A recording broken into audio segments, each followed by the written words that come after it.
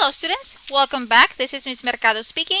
This is chapter 4 lecture which deals with the accounting cycle. This is Accounting 2401, Principles of Financial Accounting. The textbook that we are using is Financial and Managerial Accounting, 15th edition by Warren, Jones, and Taylor. Okay, so now this chapter deals with the accounting cycle. Okay, after this chapter, you're going to be having your first test. Okay, so the first test encompasses chapters 1 through 4.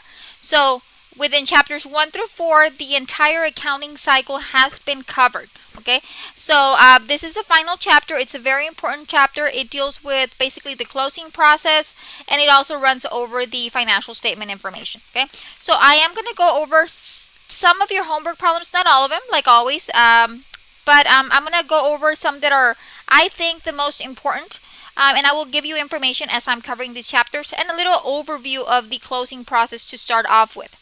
Please remember to read. I know we don't like to read. I have children of my own and they complain, Mom, I have to read. Yes, we have to read.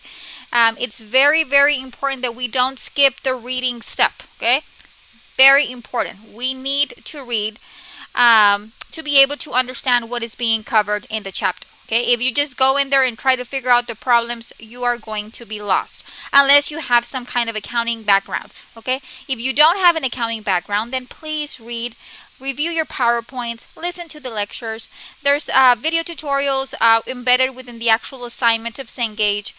Do your assignments. Okay, please do your assignment.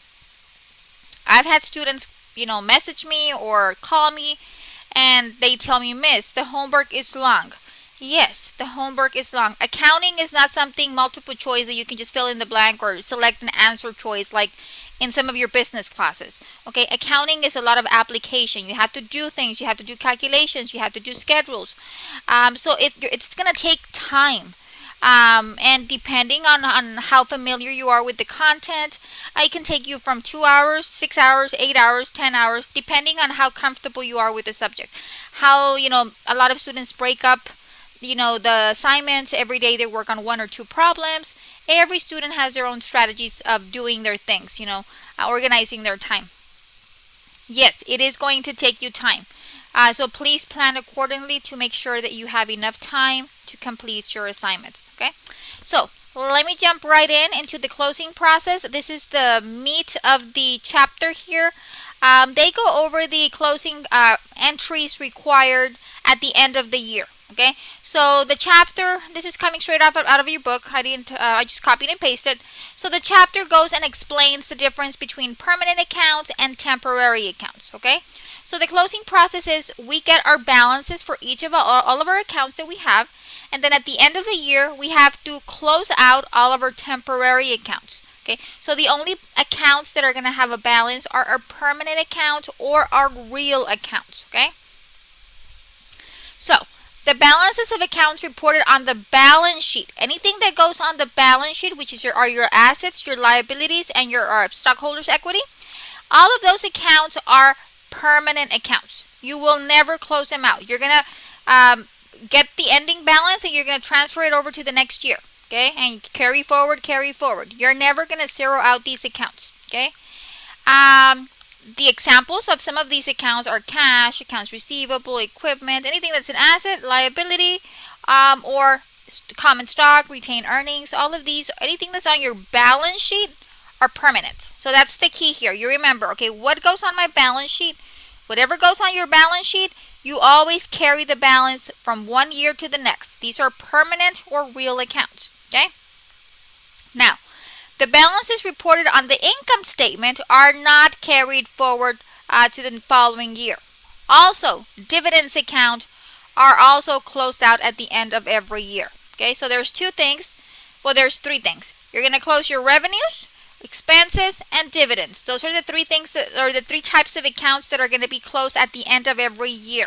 Okay, these are temporary accounts or nominal accounts. Okay, so every year we start brand new with a 0 balance. Okay, so at the end of the year we close out these accounts to our retained earnings balance, and then we start fresh the following year. Okay, so we only accumulate data on an annual basis. The last day of the year we zero them out. Okay, so The textbook goes on to explain that the closing entries transfer the balances of temporary accounts to the retained earnings account. Okay. What else does it say? The journal entries that transfer these balances are called the closing entries, which is what we're going to be working on today. The process of transferring the entries is called the closing process. Okay. Or sometimes it's referred to as closing the books, and that's done at the end of the year. Okay. Whether it be a calendar year or fiscal year. We close out our books and we close out all of our temporary accounts. Okay, so it's two-step process. Okay, the first step is you close out your revenue and expense account balances and you transfer the balance over to retained earnings. So revenue minus expenses give you your net income or your net loss. Whatever you have, whether it be net income or net loss, gets transferred over to retained earnings. Once you transfer that over to retained earnings, you're going to close out your dividends balance to retained earnings as well. So at the end of the day, revenue, expense, and dividend accounts will all be zero. Now the textbook has a Exhibit 3, which illustrates the closing process, and it gives you the two entries that need to be done in a visual format. So this is wonderful because you get to see what you need to do. So here it says, closing entry. Okay. Now, these are your revenue accounts. Revenue accounts have a normal balance of a credit. Okay, revenue accounts have a normal balance of a credit. Remember, normal balances were learned in Chapter 2. So make sure that you know what a normal balance is by going back to Chapter 2. So, revenue accounts have a normal balance of a credit. If you want to zero it out, you're going to have to debit your revenue account. Okay, so you're going to debit each of your revenue accounts. Okay. And then you're going to look at all of your expense accounts. The normal balance of an expense account is a debit. So if you want to close out an expense account, you need to do the opposite, which is credit. So you're going to credit all of the balances on your expense account and you're going to debit retained earnings. So then you're going to figure out, okay, revenues minus expenses give you your net income or loss, whatever is it that you have. Okay, so then you need to figure out what is it that you have. If you have net income, you're going to bring the balance over to the credit side of the retained earnings balance. If you have a net loss, you're going to bring your balance over to the debit side of retained earnings. Okay, so it illustrates where is it that you're going to put your information. If you have income, you put it on the credit side. If you have a loss, you're going to put it on the debit side. Okay, so that's step number 1. You're going to close your revenue accounts and you're going to close all of your expense accounts into retained earnings. Okay, then step number 2 is you're going to close out your dividend account. The normal balance of a dividend account is a debit. So if we want to close out your dividend account, we would need to do the opposite, which would mean we would have to credit the account. So you would credit your dividend account, okay, and then you would debit your retained earnings. Okay, and then the balances have been transferred to retained earnings. Now your temporary accounts are closed, which includes the expense account, the revenue account, and the dividends will be closed. So you can start fresh, a brand new year, and all of the balances are now put into a permanent account, which is your retained earnings. Okay, so these closing entries are recorded as of the last day of the accounting period. Okay, the closing entries are usually recorded immediately following the adjusting entries. First you do adjusting entries, you update all of your records, then you do your closing process. Okay, the word closing entries is often inserted above the closing entries journal entry. That way we can differentiate between adjusting entries and closing entries. Okay, so all of this information is wonderfully explained in your book. I just wanted to high level go over it, quickly go over it before I jump into the problems. Okay, so the first one that I'm going to do is a very basic problem. It's a basic exercise. Okay, but I want to warm up before we get to the more complicated one. So this is the basic exercise that we're going to be doing. It's basic exercise 4.4, and it deals with the closing entries. So it says, after the accounts have been adjusted at November the 30th, the end of the fiscal year, the following balances were taken from the general ledger of Diamond Landscaping. And then they give you all of the balances. They're asking you to journalize the 2 entries required to close the accounts. Okay, So if we go back over here, the two entries are right here. The first entry, step number 1, revenue and expense account balances are transferred to the retained earnings account. Okay. Excuse me. So step number 1, we need to identify which one is our revenue account. Okay. So my revenue account from the list of accounts provided is your fees earned. That is how much revenue you generated during the period. Okay. So you generated $1,150,000. Okay. Now this has a normal balance of a credit. Okay. So my normal balance is a credit. So if I want to close it, I would need to debit my fees earned account. Okay. So how do I know what I need to do? Well, you can go back to this illustration over here. It tells you here, revenue account. My balance will always be a credit, and to close it, I need to debit it. Okay, so you're going to put a debit. Okay, so this is happening in November. Okay, so my entry is as of November the 30th. Okay. And this is happening November 30th because it's the end of the fiscal year. Okay, we're not using calendar year. If we were using calendar year, then it would be December 31st. But because the fiscal year is being used, then the fiscal year for this company is November the 30th. So I need to debit. Step number 1, you're going to debit your revenue balance. So I'm going to debit fees earned, and my balance is $1,150,000. 1, 2, 3. There we go. Let me put a commas just for simplicity. Okay. So let me put here. Okay. So step number 1 is you're going to debit your revenue account. Okay.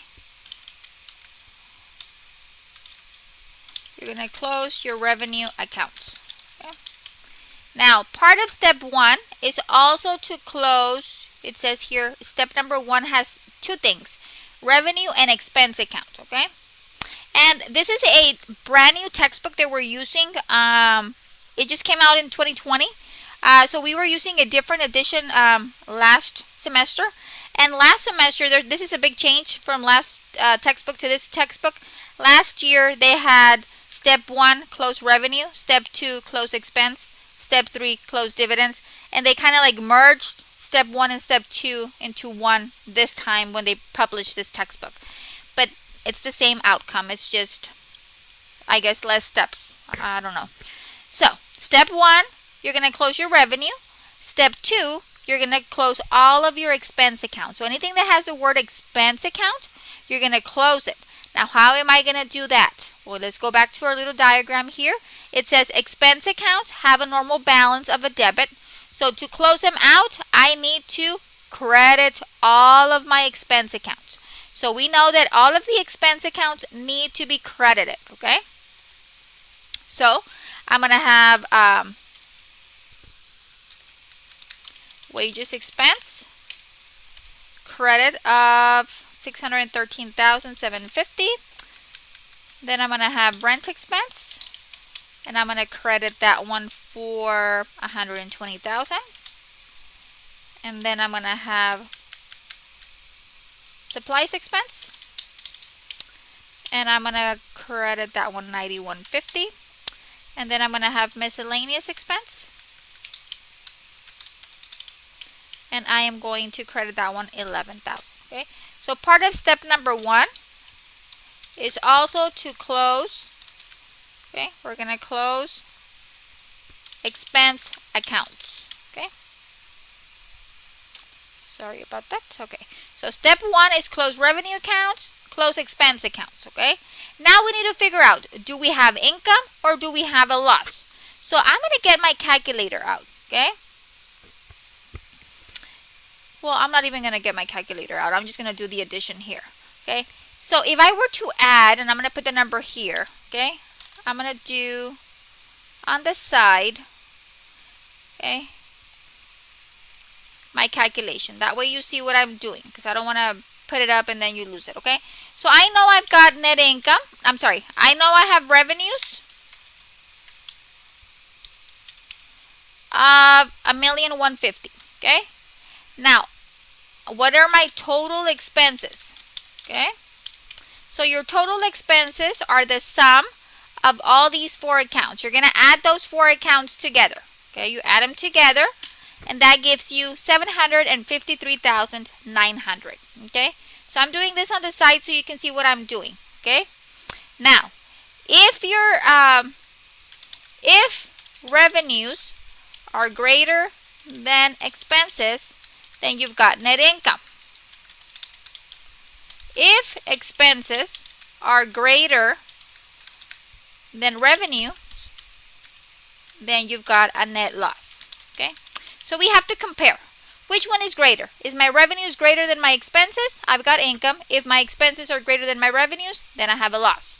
So in this case, my revenues are greater than my expenses. So then that means I have a net income. Okay, a net income of how much? Well, let me subtract revenue minus expenses. That means I have net income of 396,100. Okay, that is my net income. Now, let's go back to my closing process diagram here. It says here that if you have net income, you are going to credit retained earnings. Okay, if you have net income, you're going to credit retained earnings. If you have a net loss, you're going to debit retained earnings. But what do we have, class? We have a net income. So that means that we're going to credit the account retained earnings. Retained earnings. And how much was my income? Well, I calculated it right there. My income is 396,100. Okay, so that is my first entry. Now you need to make sure that your debits equal your credits. Okay, and because I'm using Excel, I can easily just run my calculations here, and I can easily see that my debits equal my credits. You see, I'm in balance. Okay, make sure that when you're doing your entries, you check that the debit column equals the credit column. And that's just for information purposes. You want to make sure that your debits always equal your credits. Okay, so I'm going to get rid of this. I just was checking to make sure that I was in balance. Okay, now we need to do the second entry. Okay, now the second entry is to close your dividends. So let's look over here. My dividends account has a balance of $25,000. Okay, $25,000. So what are we going to do? Well, let's look over here at my little closing process. So dividends have a normal balance of a debit, and for me to close them out, I need to credit my dividends. Okay, so I'm going to credit my dividends, and I'm going to debit my retained earnings. So retained earnings get debited, dividends gets credited. That is the entry that you're going to do for step number 2. Okay, so retained earnings will always be debited for the amount of your dividends, which is in this case 25,000 right here, and I am going to credit dividends. Okay, let me move this down. Cut. Let me copy and let me paste it down here. That way I can type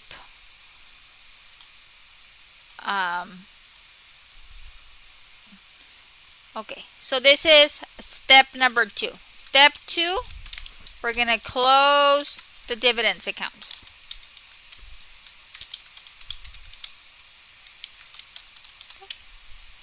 So step number 1, close revenue and expense accounts. Step 2, close dividends account. So you're going to pick up the balance on your dividends. You will always debit retained earnings for the amount of the dividends, and you're going to credit dividends for 25,000. After you're done with this, your accounts related to revenue, expenses, and dividends will be 0, and all of the balance will be put into the bucket of retained earnings. Okay? So that is an overview of the closing entries. These entries need to be done at the end of every year. Okay? So that is the first basic exercise. Now that we've covered closing entries, we know the two-step process, we can apply that to a more complicated scenario. Okay? Now, this problem is super important. You are going to see this on your test number 1. So please make sure that you understand what I'm doing. So I love this problem because it kills 2 birds with 1 stone. You get to prepare all of your financial statements and you get to do your closing entries. Okay? So it's just a wonderful example, compiling a lot of information from the chapters. Okay? So let's see what it says. It says financial statements and closing entries. Foxy Investigative Service is an investigative service firm that is owned and operated by Shirley Vickers. On November the 30th, the end of the fiscal year, the accountant of Foxy Investigative Services prepared an end-of-period spreadsheet as part of which follows. And they're giving you all of the amounts right here, okay, which you're going to be using. Okay. Instructions. Prepare an income statement, a statement of stockholders' equity, and a balance sheet. So you're preparing the 3 main financial statements. Step number 2. You're going to journalize the entries that were required to close the accounts at November 30th. No additional common stock was issued during the year ended November 30th. Okay? So let's tackle those first, and then we can go on to the next one. So the first thing we need to do is we need to prepare our financial statements. The first financial statement that we are going to prepare, and remember, this is going to be on your test. Pay close attention. And if you have questions, reach out to me. Okay? So the first thing that we are going to do is prepare an income statement. Remember, we always start off with the name of the company, the statement that we're preparing, which is the income statement, and the period that we're doing it for. This is November the 30th. Now, the income statement, by now, you should know that on your income statement, we include 2 things. We include your revenues and we include your expenses. Okay? So we're going to start off with your revenues. Okay? So we're going to go over the spreadsheet that they provided us, and we're going to look or locate our revenue accounts. Okay? And in this particular example, we have 2 revenue accounts. Okay? And I'm going to mark them off. That way you know which ones they are. My revenue accounts are service fees of $675,500 and rent revenue. Okay? And I'm going to mark them off because I'm going to use those 2 accounts right now. Okay? So I'm going to transfer those 2 balances. Those 2 represent my revenue accounts. Revenues have a normal credit balance. Okay? So I'm going to bring them over. Okay? So I have service fees and I have rent revenue. Okay? And the amounts are $675,500 and $9,000. Okay? Let me make this with commas. That way they looks neater. Okay? Okay, so I just picked up these numbers and put them over here. Okay? So that is my that is my revenue for the period. So now I can calculate my total revenues. Okay? So my total revenues is going to be adding those 2 together. So it's going to be the sum of these 2 numbers. And that's going to give you $684,500. Okay? The next thing we have are our expenses. Okay? And expenses usually have the word expense on it. Okay? So it's very easy to see. So we're going to use all of these expenses. Okay? And I'm going to just scratch them all off because we're going to be using them. Okay? Okay, so we're going to use that one. So we need to locate the different accounts that are impacted. In this case, remember the income statement is revenues and expenses. Why do I mark them off? I had some students ask me, Miss, you make a whole bunch of lines and it takes you time. Yes. You know what? I don't know if it's my age or what, but I start forgetting things. And I forget if I used the number or I didn't.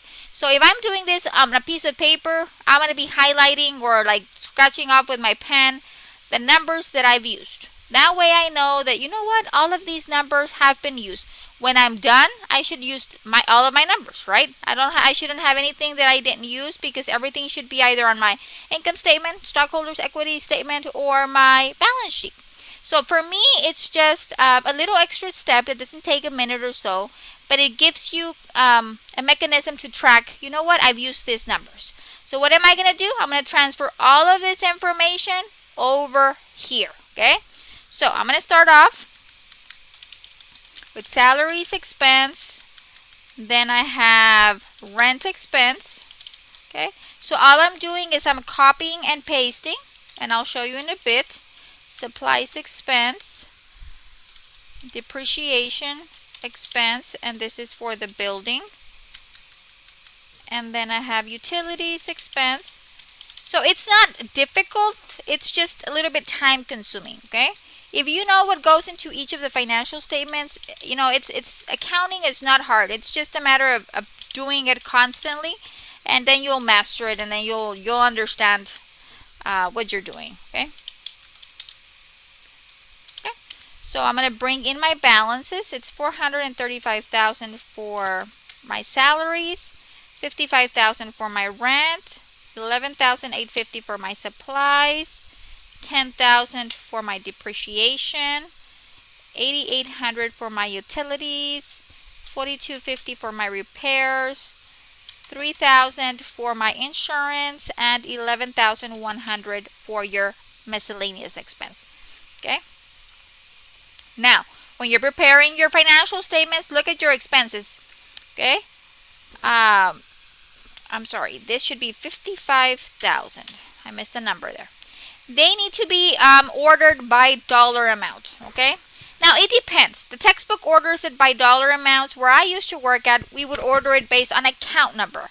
This particular problem doesn't give you an account numbers. So we're going to go with the other option, which is if we don't have account numbers, then we order by dollar amounts, from highest to lowest, with the exception of miscellaneous expense. Miscellaneous expense will always go at the end, okay?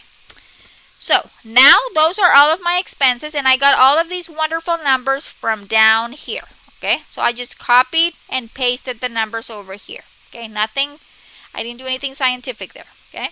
So now I can calculate my total expenses. So to calculate your total expenses, you just basically add all of those expenses together, okay? You add them all up. That gives you $539,000. And because it's an expense, I'm going to put it in a minus sign. Okay. Now, this is another thing that changed. Before, in the previous edition, expenses were not put in parentheses. In the real world, where I used to work in a bank and I used to work in a maquiladora and different places, we would not put expenses in a minus sign. But with this edition of the textbook, they are putting total expenses in parentheses. So I'm just going to go with the flow and do whatever is it that they say. Okay, there's really no right or wrong, I guess, here, as long as your numbers tie. Okay, so your total expenses are being put in parentheses because this is money that you spent. Okay, so now I can calculate either my net income or my net loss. So you have to say, what is greater? Are revenues greater than expenses? Then I have net income, which in this case it is. If your expenses are greater than your revenue, then you've got a net loss. But in this case, we've got a net income, okay? So we're going to get the $684,500 minus the $539, and that's going to give me net income of $145,500, okay?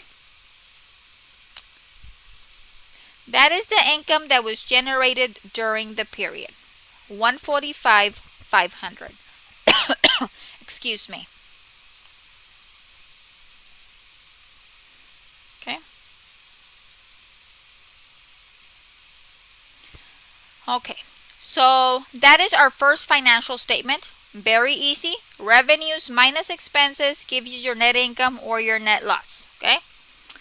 So that is what it is. Okay.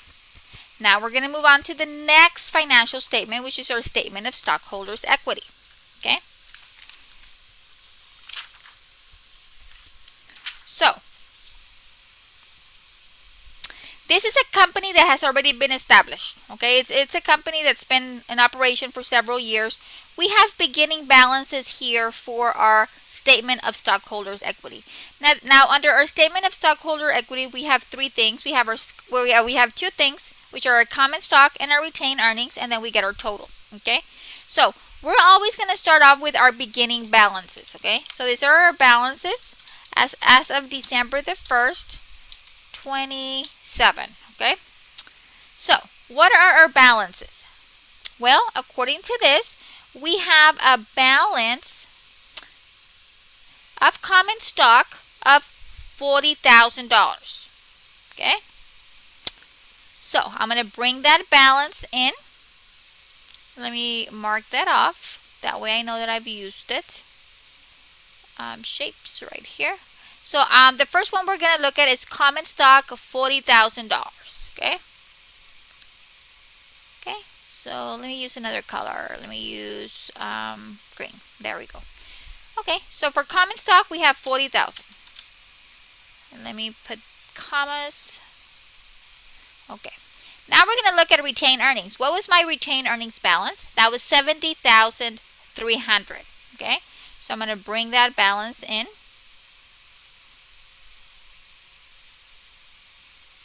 Okay. 70,300. Okay. So now we're going to add them together. So you always begin with your beginning balance, which would be the amounts here. And now here it says here,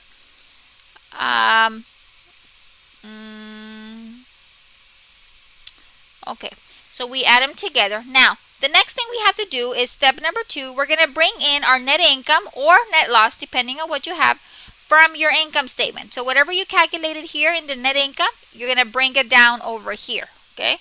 So we're going to have net income.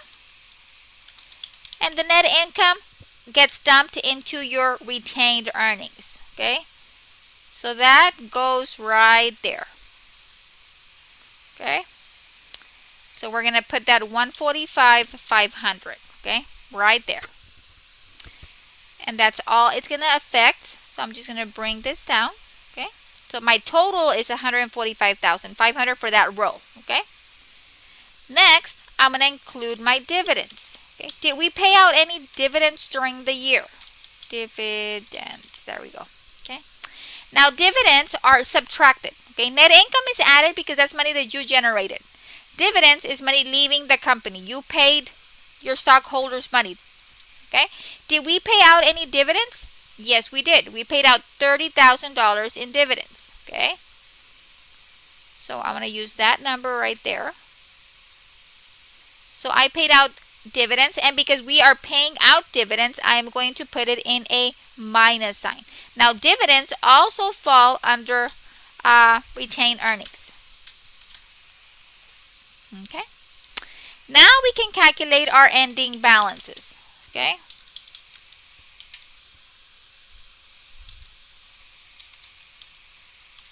Okay. So we basically just add going down. And we get a total for each. Okay, there we go. So these are our balances as of the end of the fiscal year. Yes, at the end of the fiscal year. Okay, these are our balances. Okay, so that is my stockholders equity. Okay, so under your stockholders equity, you're going to have your beginning common stock, your retained earnings. If any, if it's a brand new company, then those amounts would be 0 for the first year of operations, right? Now, if you're a company, a well-established company, then you will have more than likely a balance from the prior year. You bring that over as your starting point. Then you bring in your net income or loss, depending on what you have. If it's an income, it will be a positive number. If it's a loss, it will be a negative number. Okay. Dividends will always be payouts. You paid people, you paid your stockholders, so it will be a deduction minus. And then you get your totals for each line item and your grand total. Okay, so that is your statement of stockholders' equity. Okay, now we're going to be doing the balance sheet. Okay, on the balance sheet we have your assets, your liabilities, and your owners and your stockholders' equity. Okay, so here we have. We're going to start off with our assets. Okay, remember assets are anything we owe. Now. They did show us, let me go back to chapter 4. I'm sorry, what chapter? Yeah, chapter 4 we're covering. Let me see on the financial statements sector of the textbook. They did cover, I just want to make sure. that they covered that here.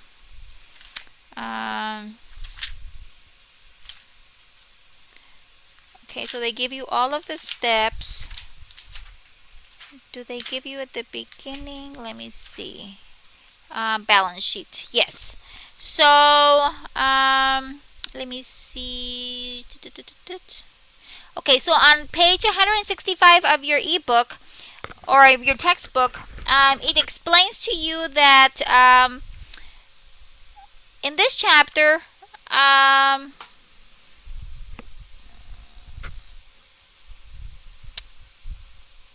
they create subcategories of your balance sheet. So we're using the classified balance sheet. So they have different categories which include current assets. So current assets are cash or any other assets that are expected to be converted to cash or sold or used up, usually within a year. Okay, so we're going to use that category, current assets. We're also going to use property, plant, and equipment. And usually property, plant, or equipment are anything that's used up for longer than a year. This is your equipment, your property, plant, or equipment. Okay, so the ebook gives you some additional information about how to prepare your balance sheet. Okay, and I'll go over it with you here in a bit. Okay, so the first thing we have is our current assets. Okay, so current assets are anything that you're going to use up or convert to cash within a year.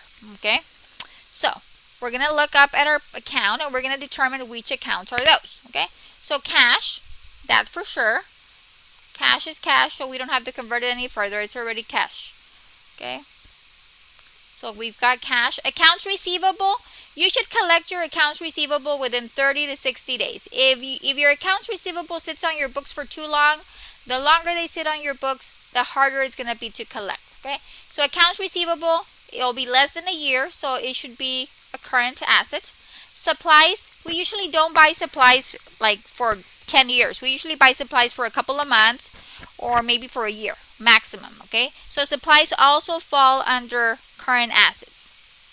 Okay, so that's going to be, okay, prepaid insurance. Usually we pay up our insurance in advance for either a 6-month period or a year. Okay, you shouldn't be prepaying for anything longer than a year. Okay, so that's also a current asset. Okay,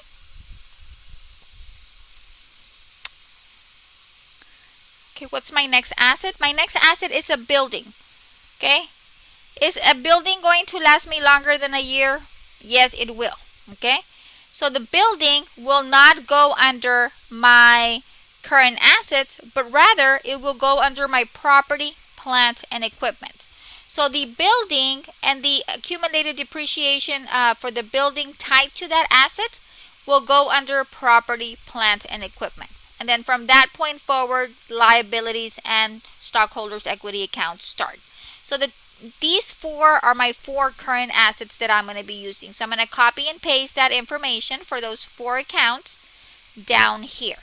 Okay, so the first one I have is cash. The next one I have is accounts receivable. And then I have my supplies. Remember, anything that is used up are going to be converted to cash within a year.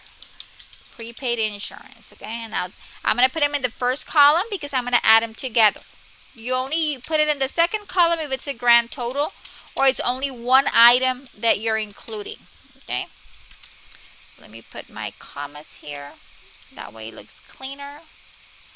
There we go. So these 4 numbers, I just picked them up from up here and transferred them over. Okay, now I'm going to get my total current assets. Okay, I'm going to add them together. And it's going to give me $103,600. Okay. The next section we have is property, plant, and equipment. Okay. And for that, we have one that is property, plant, and equipment. And we said that was my building and the accumulated depreciation, okay, tied to it. Okay, so I'm going to use my building that goes under property, plant, and equipment. And some of us refer to it as PPE, property, plant, equipment. Okay, PPE. So you need to bring in the asset and its corresponding accumulated depreciation with it. So I'm going to use those two numbers right there. Okay, so let's go back and let's put that information in. So I'm going to have my building, and my building is 330,500, and I am going to put my accumulated depreciation for the building. And because accumulated depreciation is a contra asset, I'm going to put it in parentheses, 184,100. So now I can get my total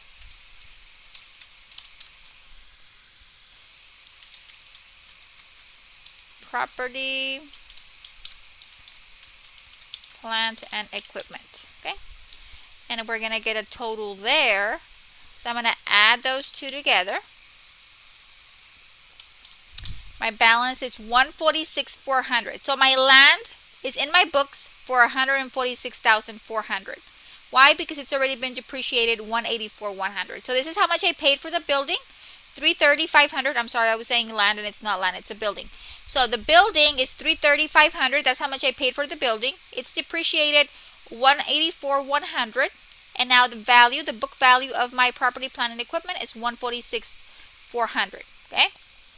So now I can calculate my total assets. Okay? And your total assets are the sum of your current assets plus your property, plant, and equipment. So we're going to add those two together. And that is going to give you $250,000. That is your total assets. Okay?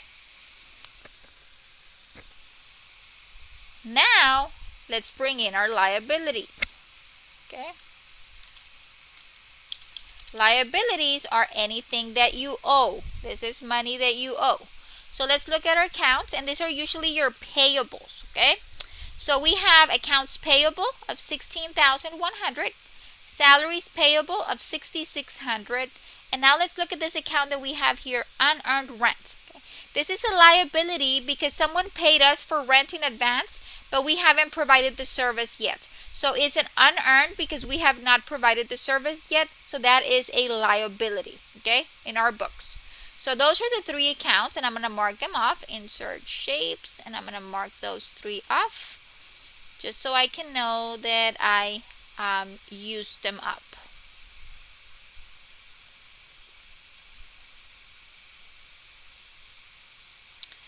Okay, last one. See?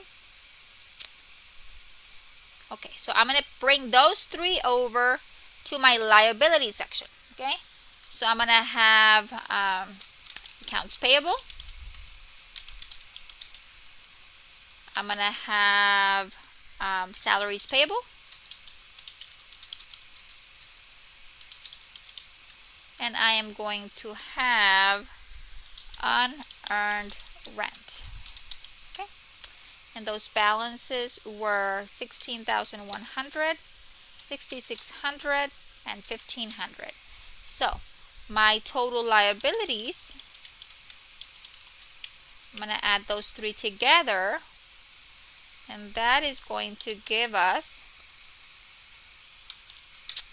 24,200. So my total liabilities are 24,200. Okay.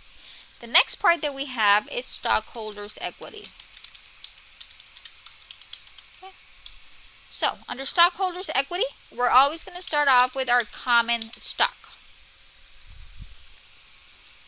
And our common stock was, how much did we say? Common stock was $40,000. So we have our common stock right here. So when we're preparing the stockholders equity section of the balance sheet, you're going to be looking at your statement of stockholders equity. So common stock, $40,000. So that number is going to go into your balance sheet. Okay. So we're going to bring in that number over here. The next thing we're going to bring over is our retained earnings. Okay. And for our retained earnings, we're going to go back to our statement of stockholders' equity, and it's $185,800. So my total stockholders' equity, we're going to add those two together, and that's going to give me $225,800. Now I can get my total liabilities and stockholders' equity. So to do that, I'm going to add my total liabilities of $24,200 plus my total stockholders' equity of $225,800. You add those two together, and you get $250,000. Okay. Whenever you're preparing financial statements, guys, your total assets, or when you're preparing your balance sheet, your total assets need to equal your total liabilities and stockholders' equity. Like you see here, my total assets is $250. My total liabilities and stockholders' equity is $250. If they do not balance, then something is wrong. Your balance sheet is out of balance, and you need to figure out why and correct it. Total assets must always equal your total liability and stockholders' equity. So these are your three financial statements. Your income statement, revenues minus expenses. You calculate your net income or loss. Your statement of stockholders' equity, we calculate our common stock and retained earnings. And your balance sheet gives us our summary of all of our assets broken down by current and property, plant, and equipment, our liabilities, and our stockholders' equity, always making sure that we balance. Okay. So that is requirement 1. Requirement 1, prepare an income statement, statement of stockholders' equity, and balance sheet. Requirement 2, journalize the entries that were required to close the accounts at November 30th. No additional common stock was issued during the end of the year. So they're telling you we had common stock of 40,000. That's all the common stock that we had. We didn't have any additional stock issued. Okay. So now we have to journalize. Let me cut this and move it a little bit up. Cut, and let me paste it here. Okay. Oh, never mind. Let me leave it like that, because if not, it screws up the. Maybe it is just because I was pasting it in the wrong cell. Let me see. Cut and paste right here. There we go. Okay. Okay. Never mind, I'm not saving. So now we have to journalize the closing entries. And remember, whenever we're doing closing entries, they want us to label those as closing entries. And I forgot to do that, so I'm going to include that right there. Closing entries. Okay, so we're closing the entries as of November the 30th. That's the end of our fiscal year. Okay, November the 30th. Okay. So, step number 1. What did we say was step number 1? We're going to debit each revenue account for its balance. So we're going to go and we're going to locate the revenue account, and we're going to debit each of those revenue accounts. Okay? So where are my revenue accounts? Well, my revenue accounts are in my income statement. I know it's those two. So I know I need to debit these amounts. Okay? My normal balance or credits. To close them out, I need to debit them. Okay? So I'm going to debit service fees, and I'm going to debit rent revenue. Okay, so step number 1, we're going to close out our revenue accounts, and the balances were $675,500 and $9,000. Okay, let me just put some commas here. There we go.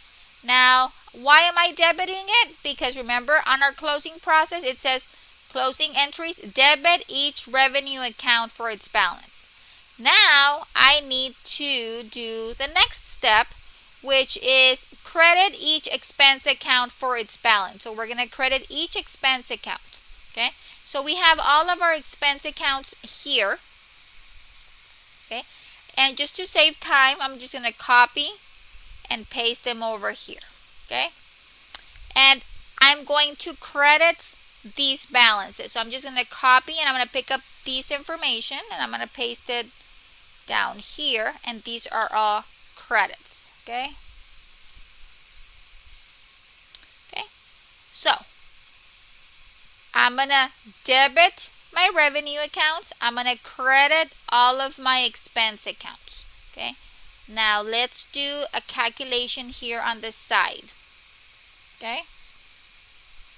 So revenues are the sum of these two right here. I'm going to add those two numbers. So my revenues are $684,500. My expenses are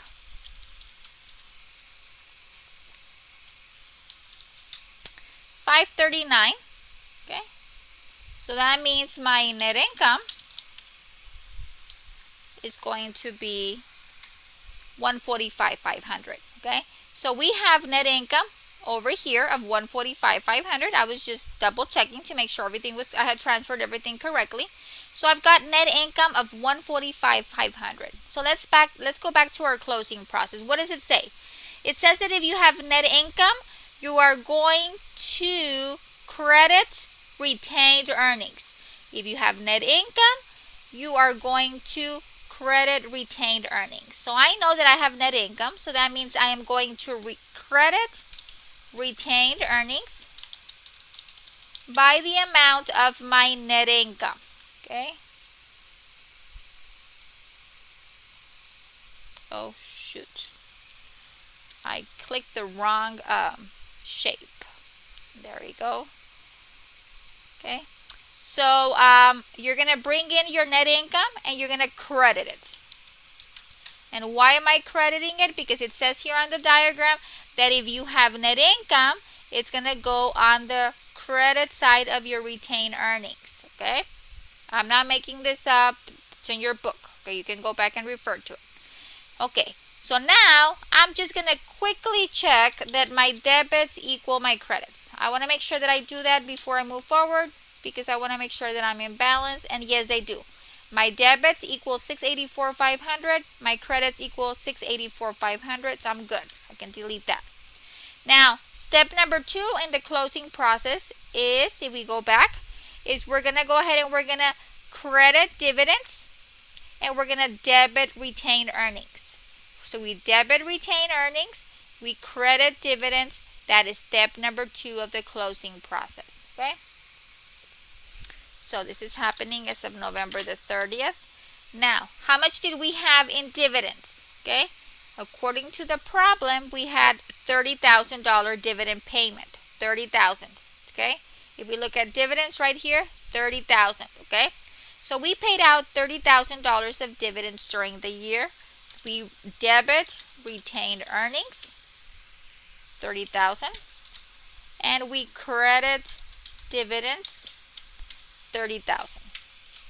Now, after we have completed these closing entries, all of our temporary accounts, which are our revenues, our expenses, and our dividends, will be zeroed out, and the balances will be transferred over to retained earnings. So our retained earnings will be updated with the new figure once we do the closing process. So that is requirement 2, to do the closing entries. Okay. Now requirement 3, it says if retained earnings had instead decreased $46,000 after the closing entries were posted and the dividends remained the same, what would have been the amount of net income? Okay.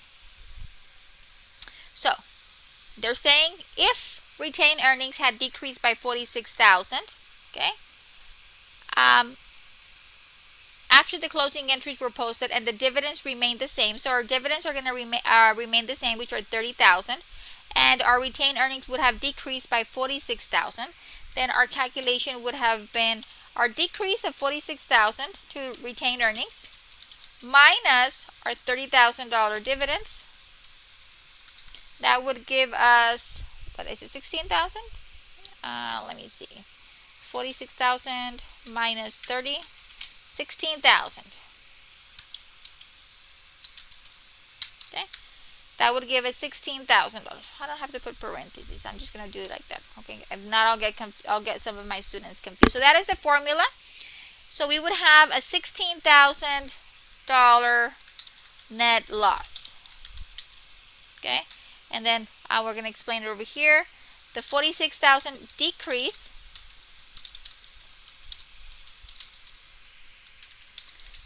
is caused by the 30,000 dividend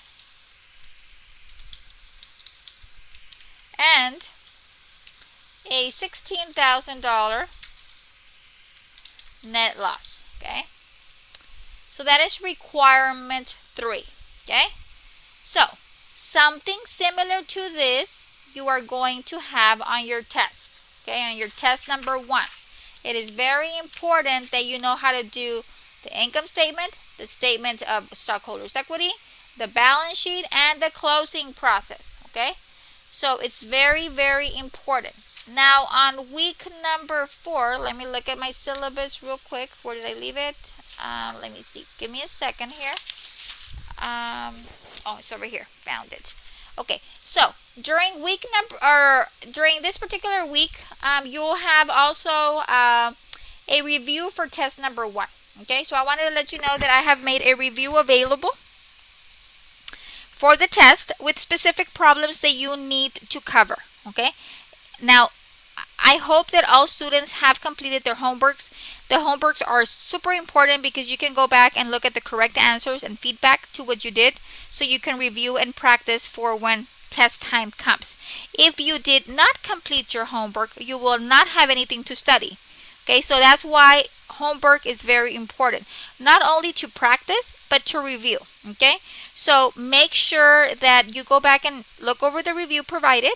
And if you have any questions on any of the problems outlined on the review, you let me know the week before the test is made available. Okay, once the test becomes available, once the exam window opens, I will not be answering any questions related to the content on the test. Okay, so that is basically it for chapter 4. Please work on the assignments that I have created for chapter 4, which is the chapter 4 quiz and the chapter 4 homework.